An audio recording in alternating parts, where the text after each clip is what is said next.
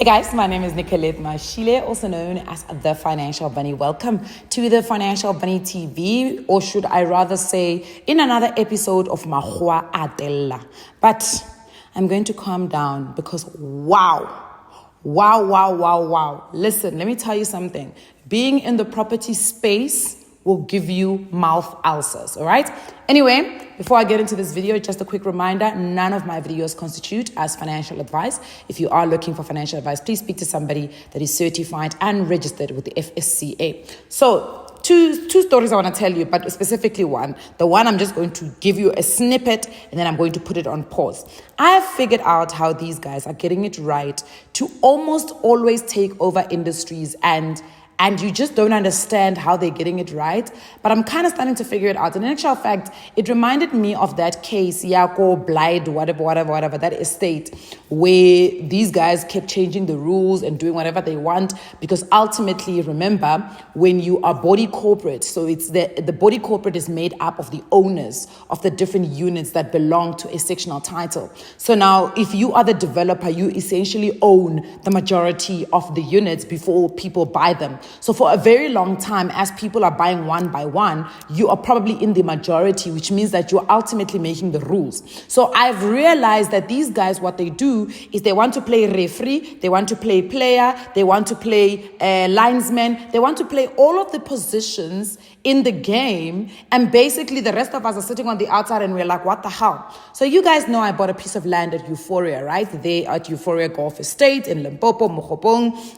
And I've been trying to build, and let me tell you, look, despite the fact that, of course, there are rules and it doesn't matter who you are, the rules are the rules. I can fully understand that. Where I get very confused is who implements the rules, who makes the rules, who then is the punitive person, who is the punitive measure for these rules, because it's very confusing and gets very, very tricky at some point where it seems like the same person who is also a developer in the same estate is also chairman of the HOA and he's also making rules. Guys, it went to a point where these guys were questioning municipal approved plans where an HBRC certificate has been issued.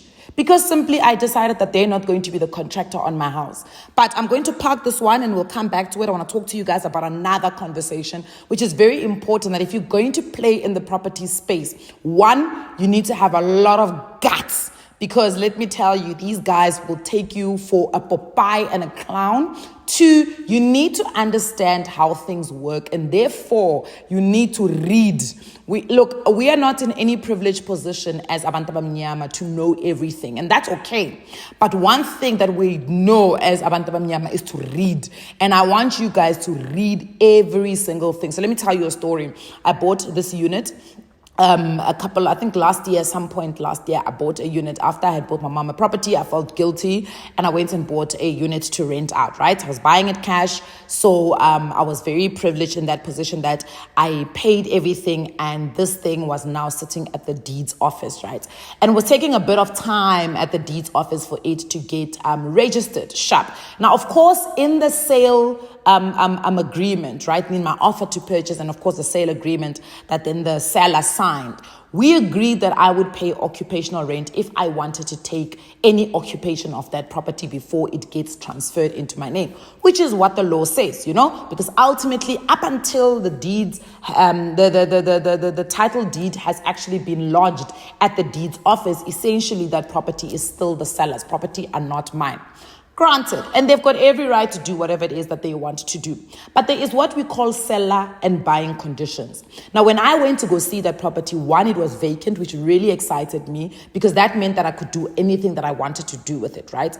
And what I found myself doing is that during the load shedding, so while this property is very close to my house, but we are sitting on different load shedding schedules. So what would happen is that if I have load shedding at my house, I then would drive up to that unit and go work from there.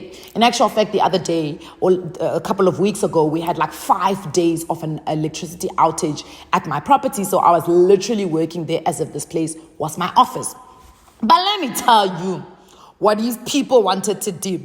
I get a call the other day, or one of the days from, this has now obviously happened a while ago. I get a call from the real estate agent. She's like, hey, Nicolette, the seller wanted to find out if they can rent out the unit while we're waiting for the deeds office to lodge this title deed. I said, excuse me? I said, what do you mean? They're like, well, look, if you're buying it for investment purposes, it makes sense that we can get a tenant in there.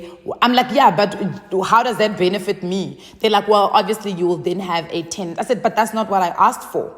If I wanted a tenanted apartment, I would have gone and bought a tenanted apartment. Why do I need you to now find me a tenant? They're like, no, but remember that essentially this property still belongs to the seller. And if they want to put a tenant in there, they can. I said, no, sweetie.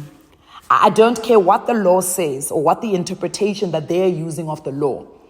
First and foremost, my condition of sale is that this unit is vacant. Do you know what vacant means?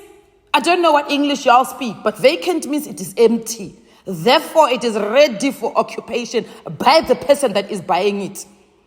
How do you guys know if I want to have Airbnb in there? How do you know if I want to occupy it myself? How do you know if I want to carry on using it as an office? Because obviously load shedding is a reality in this country. She's like, no, we just thought that maybe we should get a tenant in there and the seller can get some. I said, okay, well, the seller should not have sold if they still needed the unit to derive them a rental income. It's as simple as that. But then I was like, you know what? Let me not be offensive. Let me not be hot-tempered, because apparently I'm hot-tempered. Let me listen to what this lady says. I said, okay, tell me what your thoughts are, what your line of thinking is. Now, obviously, there's a clause in the property space that says, hier kom voort koop. Basically, if there is a lease with a tenant, that comes before any sale that can happen.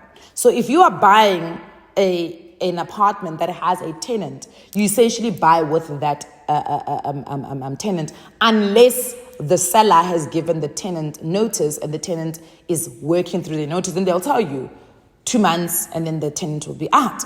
Now, in this case, none of that existed because the apartment was vacant. So I bought a vacant apartment. But I'm like, listen, I'm going to hear you out because, essentially the apartment still belongs to the seller.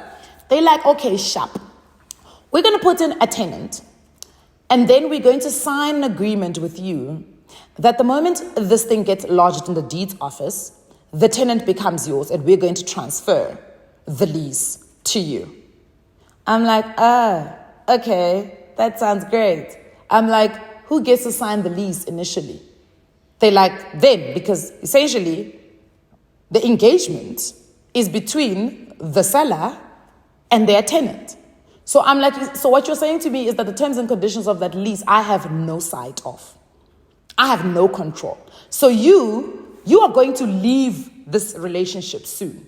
So you're not worried about the continuation of this lease. So you don't have to put in any rental escalations in that lease. You're not worried about termination of the lease. You're not worried about who takes care of any repairs in that lease. So essentially, whatever is in that lease does not really matter to you because it's of no consequence to you because you are here temporarily in this relationship with this tenant. I'm like, no. Please, let me tell you where they actually drilled the nail in the coffin. I then say, okay, who gets to take the deposit? Because essentially, if you guys are temporary on this lease, you're going to leave before the lease actually comes to expiration. And if this tenant decides that they want to terminate and leave, somebody needs to pay them their deposit. And if it's sitting with you and you already have absconded because you are gone, you're done, because this thing has now been lodged in the deeds office, it's got nothing to do with you. Essentially, and then the lease gets transferred to me, essentially, I'm going to be responsible for this tenant's deposit. So I should be taking the deposit then. They're like, no. I'm like, why? Why? I get deposit is meant to be given back to the tenant. So why are you holding on to the deposit? Explain to me. Kindly, for 10 marks. Explain to me why you want to keep the deposit. Guys, I could not for the life of God understand what was their obsession with wanting to keep the deposit. But also, when they looked at me, as Nicolette Mashile, and they thought, we're going to get away with this bullshit that they're trying to pull. How did they look at me and think that was something that they could do? I could not believe it. And they think because they're saying they're placing a tenant for me, so by the time this thing gets lodged in the deeds office, I'm automatically receiving rental income. They thought that would entice me. I said, no, sir, no, ma'am. Because I understand that a lease is your relationship tool between you and your tenant. And if that lease is not to your satisfaction as a landlord, already the property laws around rental favor the tenant so much that your only power that you've got as a landlord is that lease to ensure that you get all of the things that you want. I mean, I had a lease the other day that was signed by a real estate agency. They started to panic because obviously there's a clause in there that they need to place a tenant within 90 days. Some of them go to as far as if they don't place, if they can't find a tenant in 90 days, you still owe them that 10% of placing or of managing this whole process. I don't even know how they get that right. So I turned it around and I said, well, if you don't place a tenant, you owe me 10%. Right? So what do? They become desperate. So then they go find you a tenant either way, but they start changing things in your lease. And if you don't read that lease correctly, you may find, I found myself in a situation where one of my tenants, it said she doesn't have to pay for the intercom to let in her gates. I've given you 2 remotes. So I've given you access to the gate. You don't need the intercom essentially. So why would a tenant then walk from their apartment to come and open the gate if the intercom is free?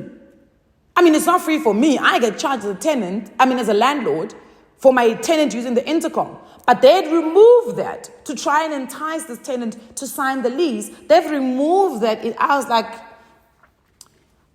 do you know when we talk about white collar crime? This is white collar crime.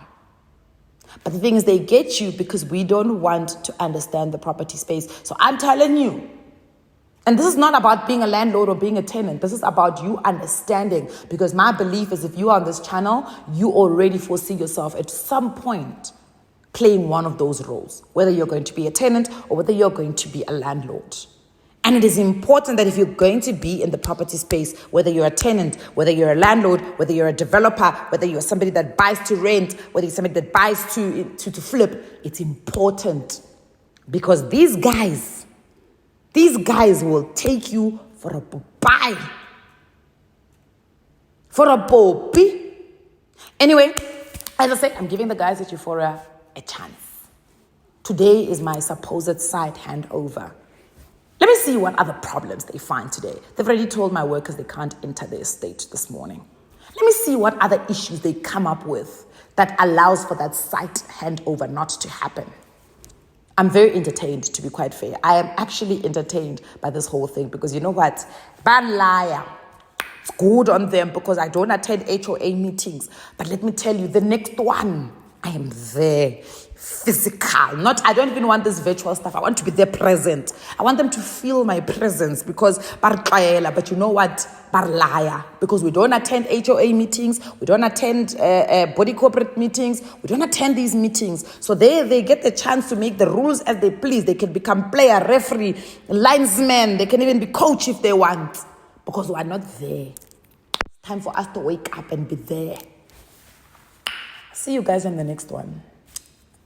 Second half, Kaboya, I'm coming back.